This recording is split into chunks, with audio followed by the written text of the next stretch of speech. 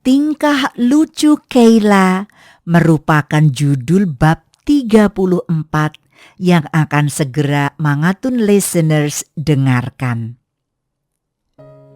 Setelah tiba di kamar, Keila segera melompat kasar ke atas ranjang dan segera meraih bonekanya serta mendekapnya erat.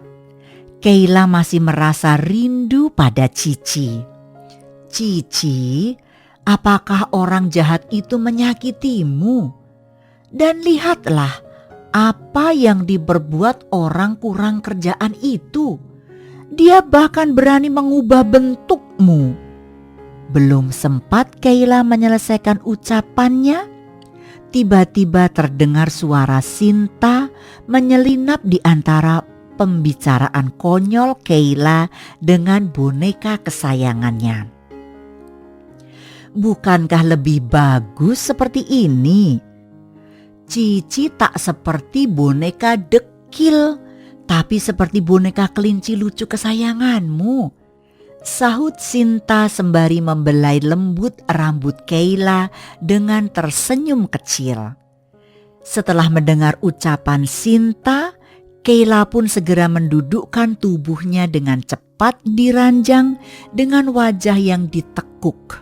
Karena Keila merasa kesal dengan ucapan Sinta. "Mama, berhentilah membela pencuri itu," ucap Keila dengan mendekap Cici dalam pangkuannya dengan bibir mengerucut.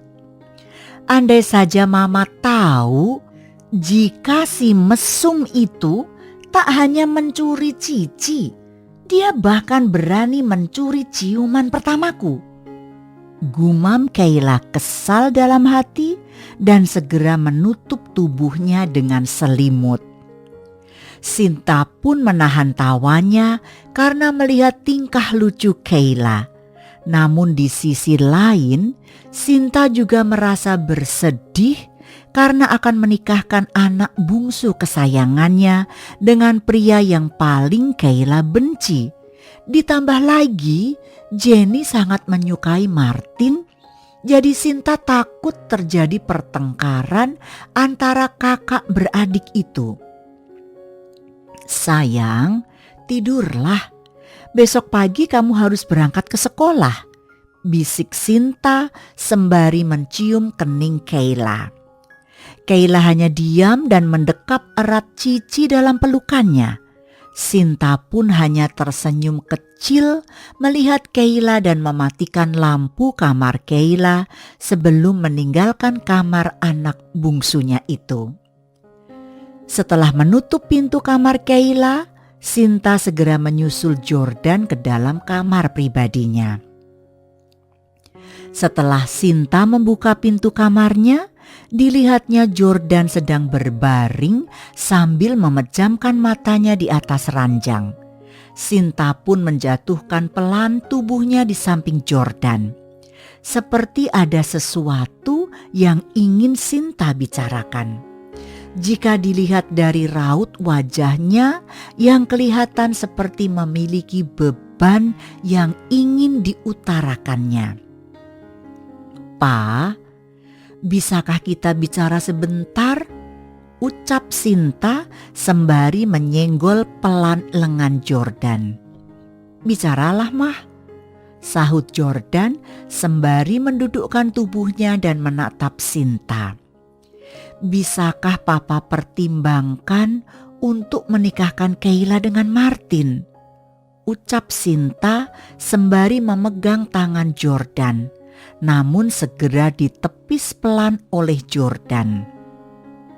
Jordan segera menarik tubuhnya dari ranjang, memandang Sinta dengan alis hampir menyatu karena sejak dulu Jordan tak menyukai jika ada orang yang meragukan keputusannya.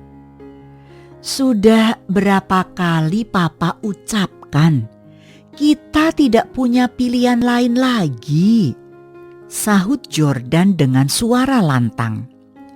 "Tapi Pa, Martin bukanlah pria baik. Dia bahkan terkenal bergonta-ganti wanita. Bagaimana mungkin aku bisa merelakan putri kesayanganku menikahi pria playboy seperti itu, Pak? Ucap Sinta dengan air mata terlihat mulai jatuh bergantian di kedua pipinya dan sesekali terlihat Sinta menyeka air matanya. Hati Sinta seakan tersayap pisau tajam jika mengingat nasib malang yang harus Kayla tanggung jika menikah dengan Martin. Namun dengan sabar dan penuh pengertian, Jordan mencoba menenangkan hati Sinta. Jika Martin sampai melukai Kayla, maka Papa akan memisahkan mereka. Tapi percayalah, Papa juga menyayangi Kayla dan Papa tak akan salah dalam mengambil keputusan, ucap Jordan sembari memeluk tubuh Sinta. Lalu bagaimana dengan perasaan Jenny, Pa? Tanya Sinta dengan mengerutkan keningnya. Papa akan menugaskan Jenny di luar kota selama 2 tahun. Sehingga Jenny tak mengetahui tentang pernikahan Kayla, sahut Jordan dengan menyeka air mata Sinta yang perlahan menetes pelan di pipinya. Selesai bicara, Sinta segera tidur di dalam pelukan Jordan. Pukul 7.00 terlihat Kayla pergi ke sekolah diantar oleh Pak Hari.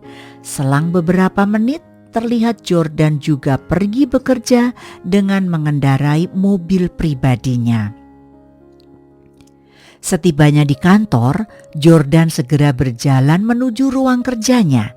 Ditaruhnya tas yang dibawanya di atas meja, terlihat Jordan sedang sibuk memainkan ponselnya seperti hendak menghubungi seseorang.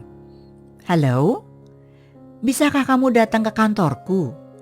Ada yang ingin aku bicarakan denganmu, ucap Jordan pada Martin di dalam telepon. Baiklah, setelah urusanku selesai aku akan segera datang berkunjung, sahut Martin dalam telepon. Siang hari itu jadwal pertemuan bisnis Martin sangatlah padat. Namun demi Kayla, Martin rela membatalkan semua urusannya. So sweet. Okay listeners, don't go away. Stay tuned. Eti Sulistiawati will be back. Stay tuned, don't go away. Bersambung. Kalau kamu mau dengar audiobook lebih banyak dan gratis, segera download Audiotune.